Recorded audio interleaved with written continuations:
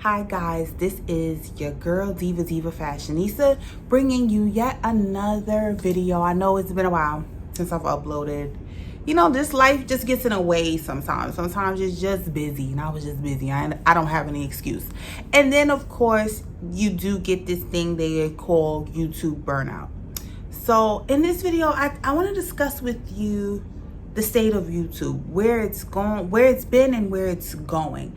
I kind of was thinking about this anyway, because sometimes I lament on this thing that we call YouTube, which we love and we hate. We love YouTube for the opportunity it can and it does provide, but then we hate it because a lot of us feel like we're not getting to a point where we want to be. And I see this at different levels and different stages of YouTube. I see people who have 100,000 and they think they should have 3 or 4 or 500,000. I see people who have 500,000 and they're just focused on getting the million.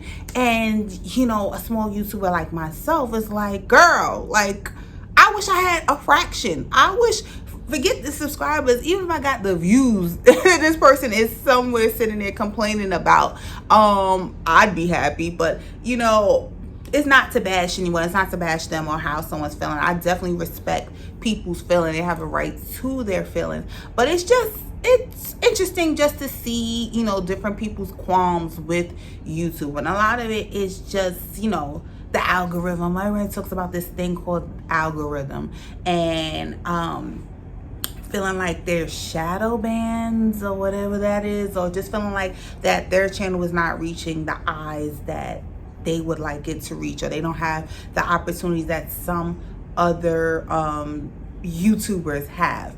And some people bring race and some people bring, you know, those type of things into it, and I don't necessarily think that it's a race thing. And there's someone that will argue me down like, no, because this one and these ethnicities have, and yes, again, you're entitled to your opinions. I don't necessarily think that that's what it is. I definitely feel like YouTube puts more and supports more proven you know, earners or proven channels that get lots of views and get lots of watch time. I think they put more into those channels. And when I started YouTube and when I started watching YouTube, that's exactly what it was. It was YouTube. You could get in front of your camera, your phone, whatever, your laptop, whatever you were recording on, and be you. It was encouraged. It was refreshing just to see people be themselves. There was no formula, there was no agendas. It was more just like, hey, this is really cool, this is what I'm into, let me just share it in the hopes that there's people out there that like the same things that I like, or they're into it, or I could help somebody. Someone wants to hear me singing in my bathroom doing remakes, or someone wants to see me dancing in my bedroom. You know, that's where it started, and it's so far from there now. I saw a tweet where Jackie Iron actually replied to someone who was talking about how, you know, like the gurus were going on brand trips, like just a few short time, and I'm paraphrasing because I didn't screenshot it or anything like that, but it was something like just a couple years ago. There was these brand trips and everyone was together, and it was like a time that we probably never get back. And Jackie replied and said something to the effect of, yeah, probably would never do that again, but I'm grateful that I have those memories. And I had already been thinking about it, and it led me to think furthermore, like, would YouTube get back to even what it was a year or two ago? People aren't, like, for a person like me who's into makeup and hauls and things like that, people are not really doing shop with me. People aren't doing makeup hauls or makeup reviews. The big makeup companies are not really dropping new products. Not really. It's been so sparing. Like, even if you wanted to still do that type of content, it is hard. It's hard because it's not a lot out there. And then some of it is like, it's insensitive with people dying or people getting sick all around you. How many people want to see the new lipstick swatches? I mean, I have continued to put that type of content up, but again, it's slowed down because one, is not a lot out there, and then you don't feel like it. Like, I don't feel like putting makeup on and or doing these swatches. Like, you're not in that mood when you may have lost someone, or or you're scared. Like, you're going out every day and you're scared about what's going to happen. Like, you may not be here today or tomorrow, and it's really scary. I think the pandemic, for me, it just showed me that that there's more to life. It's just more to life, and some people may not ever want to go back to hauling or shopping. It's like that it's way more out there. I think we're all more about making memories now, but I may be overreaching and speaking for people, but I think that's what it is. I think for me, I was like, no one wants to stay outside. People were sick. Most people were in the house for a year, not longer than that. I hear people say, we've been in the house for 2 years. Like, no. It shut down in March, and by like April the next year, they opened everything back. Like, come back outside, y'all. It's all right. It's cool. Just wear a mask. You'll be all right.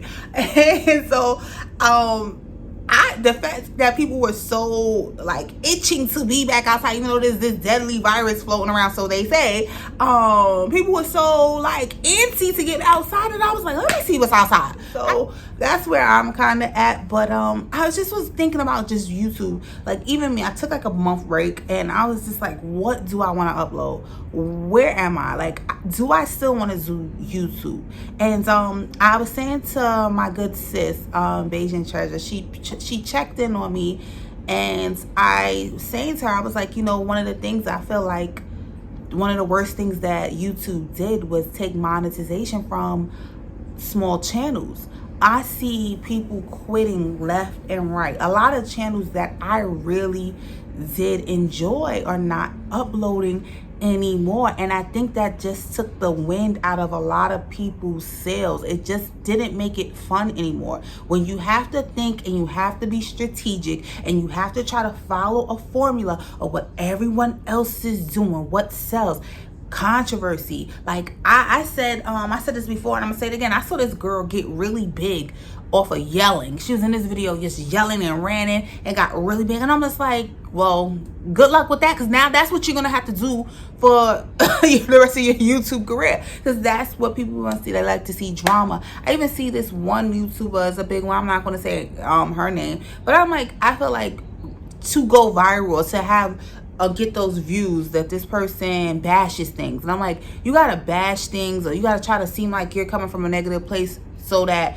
more people click and then more people watch, because negativity and drama sells. Like, drama channels got really big, and even now I'm seeing those fade out, because really, like, how you beefing with somebody from your house? Really, what beef do you have? Like, we're really all just trying to survive. Like, who really has energy right now to be beefing with another YouTuber or just going back and forth? There is drama out there now with like celebrities. Everyone's going in on the baby this week, and it's like, okay, like, but it fizzles out, and it's draining is what I'm trying to say.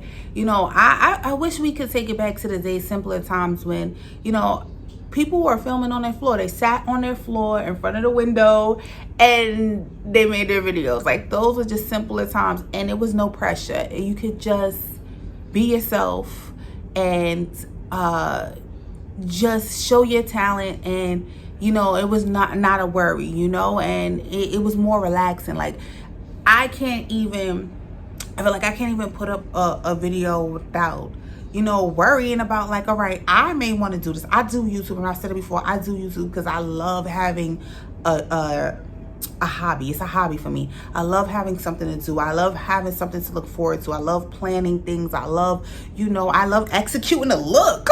Like, I love that. I love getting dolled up, like all these things. Like, I still have joy in it. And again, being fully like transparent, I would love for my channel to get so back to the point where I can monetize, but I just don't make the watch time. And I'm just being honest. I get the views, but I don't make the watch time, and it's so disappointing. And you get to that point where you ask yourself, when is enough enough? And I think for me, at least right now, while I'm still having fun, I still enjoy it, I think it's still worth it for me to do. But it's like just having that conversation, even with the hubster, like, when do you pull a plug? Like, when do you say, all right, okay, I did it, I tried it, it didn't work out, moving on? You know, when does that happen? You know, I don't know. You guys let me know down below what you think. Let me know if you are a YouTuber, if you make content, and if you've stopped, and why, if you would like to share that.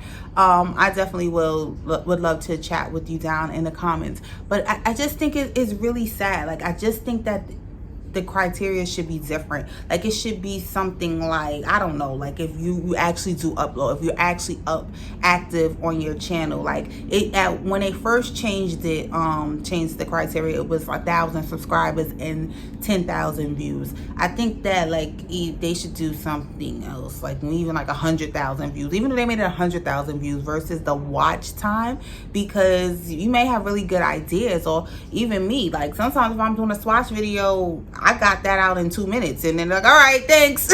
Like, they're moving right along. But you know, again, I still love this. And yeah, I just really think that's crummy. Like, that was really crummy to do, you know. And people are stopping doing YouTube, and it's really sad to see. You get channel startup, but it's like, if you don't get to whatever benchmark by a certain amount of time, a lot of people is just like, all right, forget it, you know. And it's sad, you know.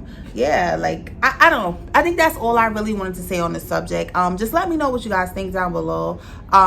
Like, share, subscribe, and if I don't catch you, you'll probably catch me. I can't say when, but you will catch me in another one sometime soon. All right, guys, thank you so very much for watching, and thank you so very much for supporting my channel. It's so greatly appreciated. All right, guys, later.